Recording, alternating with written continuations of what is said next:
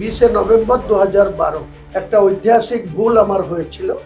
মমতা বন্দ্যোপাধ্যায়ের মতো একটা মিথ্যাচারী মহিলা তার উপরে নির্ভর করা, শুধু খেলা মেলা আর কিছু উপঢৌকন আর মন্দির, পরিশেষে হুমায়ুন কবির মসজিদ, এই তো হচ্ছে বাংলার রাজনীতির মূল আকর্ষণ হয়ে গেছে। যে আপনারা অবগত আছেন যে গত 22শে ডিসেম্বর 2025 সোমবার আমি নতুনভাবে একটি বাংলার রাজনীতিতে উল্লেখযোগ্য ভূমিকা পালন করার জন্য জনতা উন্নয়ন পার্টি নামে একজন পার্টি একটা লঞ্চ করেছি, যেখানে কমসে কম 2.5 লক্ষ মানুষের উপস্থিতিতে করা হয়েছিল। বিভিন্নভাবে বিভিন্ন জনা বিভিন্ন রকম মন্তব্য করছে। আমার মেন টার্গেট ছিল এই পার্টির জন্মলগ্ন থেকেই আমার টার্গেট। বর্তমান যে সরকারটা রয়েছে বাংলায় মমতা বন্দ্যোপাধ্যায়ের নেতৃত্বে, মামাটি মানুষের নেত্রী বলেন তিনি, কার্যক্ষেত্রে আমরা লক্ষ্য করছি বিভিন্ন ক্ষেত্রে পক্ষপাতমূলক আচরণ এবং দুর্নীতিতে ডুবে গেছে এই সরকার। তাই বাংলাকে বাঁচানোর জন্য যে সমস্ত রাজনৈতিক দলগুলি আছে, মার্ক্সবাদী কমিউনিস্ট পার্টি, সারা জীবন যাদের বিরুদ্ধে আমরা রাজনীতি করেছিলাম, জাতীয় কংগ্রেস করেছিলাম 1982 থেকে 2012, আমি একটানা 30 বছর জাতীয় কংগ্রেস করেছি।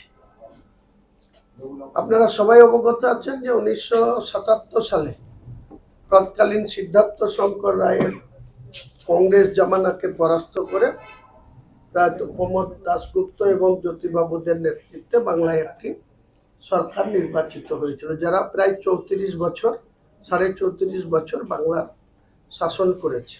সেসব ছেড়ে দেন ইতিহাস। পরবর্তীকালে পরিবর্তিত সরকারের নেতৃত্ব দেওয়ার জন্য বাংলার মানুষ মমতা বন্দ্যোপাধ্যায়ের উপরে আস্থা রেখেছিলেন, ভরসা রেখেছিলেন। তিনাকে 3বার বাংলার মুখ্যমন্ত্রী করেছেন। কিন্তু আজকের দিনে বাংলার মানুষ কি পেয়েছে? শুধু খেলা মেলা আর কিছু উপঢৌকন আর মন্দির, পরিশেষে হুমায়ুন কবির মসজিদ, এই তো হচ্ছে বাংলার রাজনীতির মূল আকর্ষণ হয়ে গেছে। একদিকে আজকেও মুখ্যমন্ত্রী শিলিগুড়িতে গিয়ে মহাকালী মন্দিরের উদ্বোধন করছে। এর আগে আপনারা দেখেছেন যে জগন্নাথ ধাম হয়েছে, তারপরে নিউ টাউন রাজারহাটের ইকো পার্কের কাছে দুর্গায়ন করেছেন। আমার মেন বিষয় হচ্ছে যে আমরা যখন গণতান্ত্রিকভাবে, আমি নিজে হুমায়ুন কবির, এদের বিভিন্ন অনুন্নয়নমূলক কাজ বা রাজ্যের ক্ষমতায় বসে পক্ষপাতমূলক আচরণ, বিশেষ করে মুসলিম সম্প্রদায়ের সঙ্গে মিথ্যাচার করা, মুসলিম সম্প্রদায়ের সঙ্গে প্রতি পদে পদে তাদের ভোট নিয়ে তাদেরকে অবহেলা করা, অবজ্ঞা করা, এবং সর্বোপরি আপনারা জানেন যে রাজ্য মন্ত্রিসভার দুজন সদস্য পার্থ চট্টোপাধ্যায় এবং জ্যোতিপ্র মল্লিক তারা জেল খেটেছেন।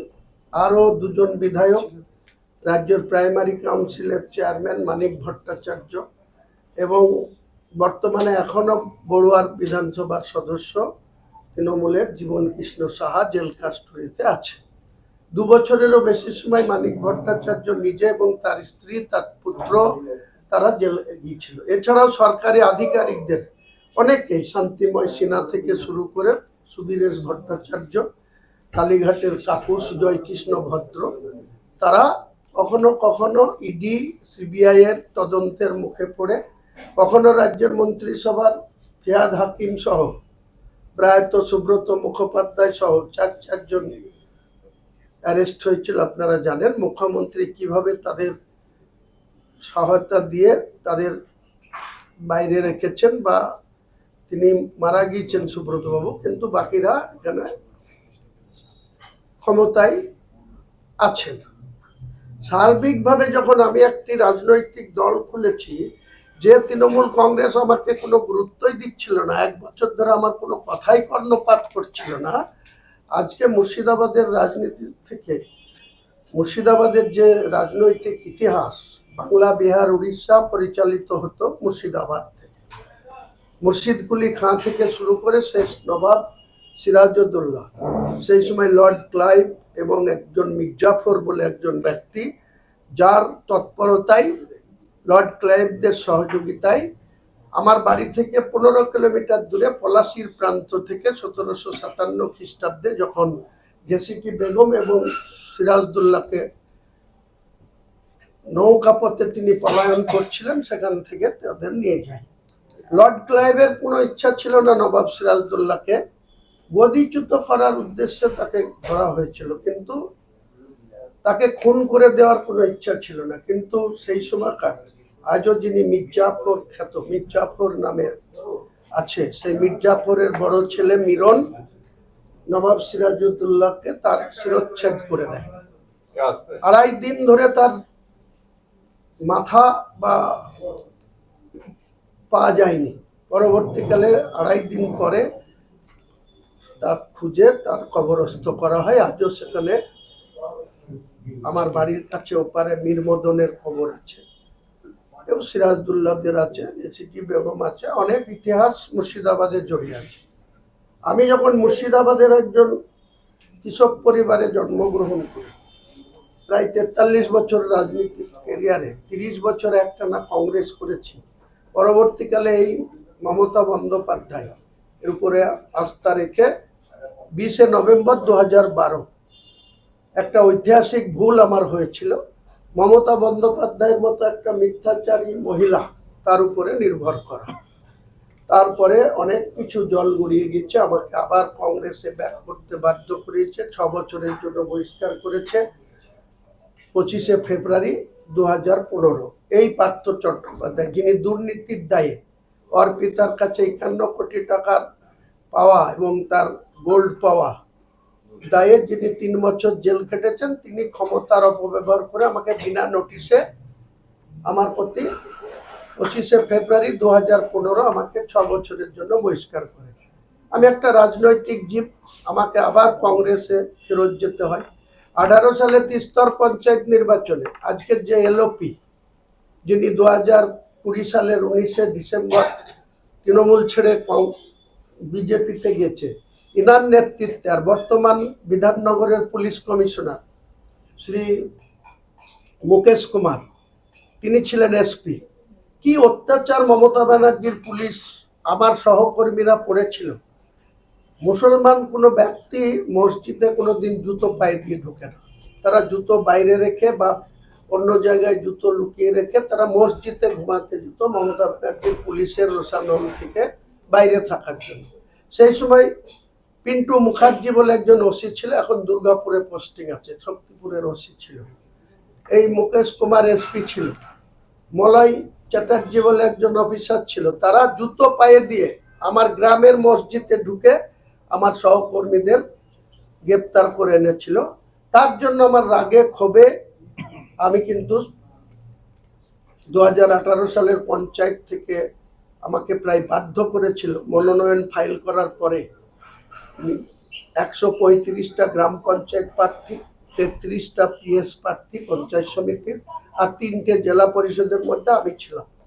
যে শাহনওয়াজ বেগম গত কদিন আগে তৃণমূলের জেলা পরিষদের সদস্য পদ দুর্নীতির জন্য, জেলা পরিষদের দুর্নীতির জন্য পদত্যাগ করে কংগ্রেস দলে জয়েন করেছে, এই শাহনওয়াজকে এই শুভেন্দু অধিকারীরা, এই মুকেশ কুমাররা আমার বিরুদ্ধে এত সাপোর্ট দিল উলঙ্গভাবে, পুলিশ প্রশাসনের সাপোর্টে। আমার ছেলেও প্রার্থী ছিল কংগ্রেসের পিএস প্রার্থী, আজকে সে টিএমসির প্রার্থী রূপে জিতেছে 2023-এর পঞ্চায়েতে। আজও টিএমসির পঞ্চায়েত সমিতির পূর্ত কর্মধ্যক্ষ আছে বেলডাঙ্গা 2, যার নাম রবিন, ভালো নাম গোলাম নবী আজাদ। তো এসব আমার জীবনে অনেক কিছু ঘাত প্রতিঘাতের মধ্যে আমি বর্তমান দুর্নীতিগত সরকারটাকে বাংলার ক্ষমতা থেকে সরানোর উদ্দেশ্যে যখন আমরা পলিটিক্যাল প্রোগ্রাম করছি, প্রতি পদে পদে আমাদের বিরুদ্ধে এমন সব কার্যকলাপ করা হচ্ছে। এমনকি আমার কাছে 6 জন সিকিউরিটি ছিল, প্রায় 6 মাস আগে 3 জনকে তুলে নিয়েছিল। আমি অভিষেক বন্দ্যোপাধ্যায়কে, মমতা বন্দ্যোপাধ্যায়কে ব্যক্তিগতভাবে অনুরোধ করেছিলাম, কোনো কথার কর্ণপাত করেননি। পরে 3 জন ছিল, এত বড় স্পর্ধা একজন সিকিউরিটি যার নাম জুম্বা খান আমার বাড়িতে যখন আমি আমার ছেলে নিজে আমার অফিস ঘরে কথা বলছি তখন উইদাউট পারমিশন সে আমার ঘরে ঢুকে আমার সঙ্গে তর্ক করছে বিতর্ক করছে বাড়ি যাওয়ার জন্য। 10 দিন আগে ছুটি থেকে এসছে, 8 দিন বাড়িতে থেকে। আবার আরেকজন আবুল কালাম বলেছিল সে যখন ছুটি থেকে ওই দিন 8টার সময় রিপোর্ট করেছে আর 8:30টায় আলাম আজকে বাড়ি যাওয়া হবে না, তুমি বাড়ির বাইরে যাও, ঘরের বাইরে যাও, পরে কথা বলছি। তো কেন যাবো না স্যার, আমি এখনই বাড়ি যাবো, আমার বাড়ি দরকার। তখন আমার ছেলে তাকে ঘাট ধাক্কা দিয়ে আমার অফিস থেকে বের করে দেয়। সে যে শক্তিপুর থানায় কমপ্লেন করে। একটা ঘাড় ধাক্কা দেওয়া কমপ্লেনে পুলিশ এত উৎসাহিত হয়ে এসডিপিও উত্তম গড়াই বেলডাঙ্গা, ওসি শক্তিপুর ইন্দ্রনীল মাহাতো, আইসি হরিয়ারপাড়া অরূপ রায়, এরা এত তৎপরতার সঙ্গে আমার বাড়ি ঘিরে আমার ছেলেকে উঠিয়ে নিয়ে যায়। আমি যখন পুলিশকে হুমকি দিই তখন পুলিশ আবার আমার কাছে কিছুটা হলেও পিছু হটে এবং একটা নন অ্যাভেলেবল সেকশন দিয়ে কেস দেওয়ার পরে আবার পুলিশ দেখুন তাকে রাত্রি 8টার সময় ছেড়ে দিচ্ছে। তাহলে পুলিশের কার্যকলাপটা কিরকম আপনারা একটু আরো ভালো ভালো খবর দেখতে সাবস্ক্রাইব করুন বাংলা হান্টের ইউটিউব চ্যানেল। বাংলা হান্টের আরো খবর দেখতে নজর রাখুন। বাংলা খবর মানেই বাংলা হান্ট।